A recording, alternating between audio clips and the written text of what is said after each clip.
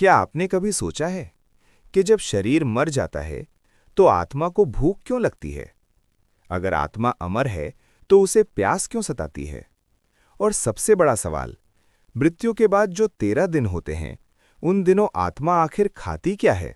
आज की ये कहानी गरुड़ पुराण के उन रहस्यों को खोलेगी जिनके बारे में ज्यादातर लोग सिर्फ कर्मकांड करते हैं, पर वजह कोई नहीं बताता।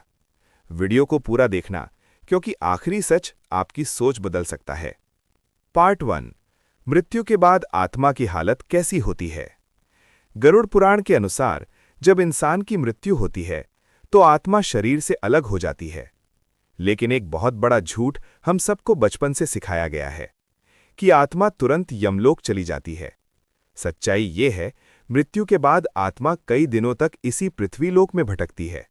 उसके पास शरीर नहीं होता, लेकिन सूक्ष्म शरीर होता है जिसमें मन, इच्छा, डर, भूख और प्यास सब मौजूद रहते हैं।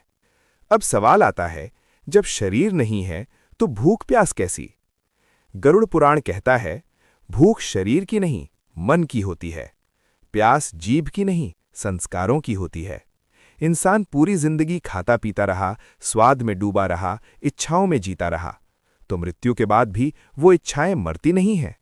आत्मा चाहती है खाना, लेकिन खा नहीं सकती। यही वजह है कि आत्मा सबसे ज्यादा दुख और तड़प इन्हीं 13 दिनों में झेलती है। पार्ट 3, आत्मा को सबसे ज्यादा प्यास कब लगती है? गरुड़ पुराण में एक डरावनी बात लिखी है। मृत्यु के बाद आत्मा को अत्यधिक प्यास लगती है, इतनी कि वो सूखे कुएं, नदी, तालाब सब ढूंढती है, लेकिन पानी पी नहीं पाती। यही कारण है कि हिंदू धर्म में मरने के तुरंत बाद पानी, तिल, कुश, जलदान किया जाता है। ये कर्मकांड नहीं, आत्मा की पीड़ा को थोड़ा कम करने का तरीका है। पार्ट 4, 13 दिन तक आत्मा क्या खाती है? अब आता है सबसे बड़ा सवाल, 13 दिन आत्मा क्या खाती है? सच सुनोगे तो रोंगटे खड़े हो जाएंगे। गरुड़ पुराण के अनुसार आत्मा अन्न नहीं खाती, आत्मा फल नहीं खाती, आत्मा दूध नहीं पीती। आत्मा खाती है पिंडदान का सूक्ष्म अंश, श्राद्ध में दिया गया अन्न, दान का पुण्य रूप। जब परिवार पिंडदान करता है तो उस अन्न का एक सूक्ष्म रूप आत्मा तक पहुंचता है। उसी से आत्मा अपनी भूख शांत करती है। पार्ट 5, अगर पिंडदान न किया जाए तो? अब ध्यान से सुनना।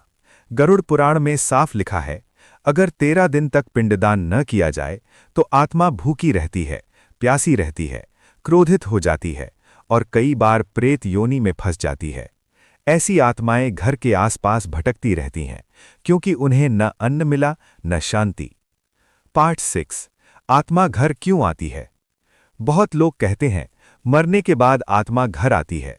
गरुड़ पुराण इसका कारण बताता है, क्योंकि आत्मा को उम्मीद होती है कि उसके अपने उसके लिए कुछ करेंगे।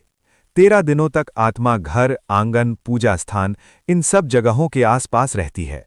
वो देखती है कि क्या मेरे लिए जल रखा गया, क्या मेरे लिए दीप जला, क्या किसी ने मुझे याद किया।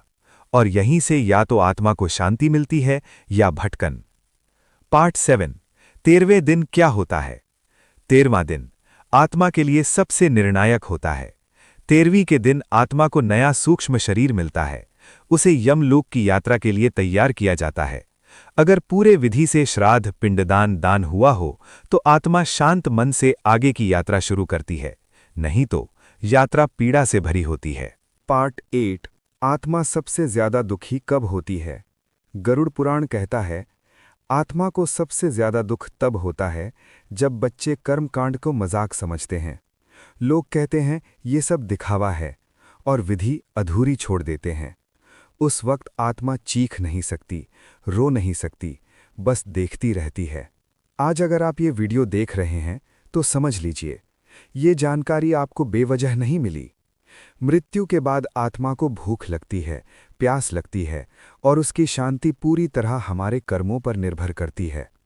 कभी किसी अपने के लिए श्राद्ध करें तो इसे बोझ मत समझिए, क्योंकि वो अन्न नहीं, किसी आत्मा की आखिरी उम्मीद होती है।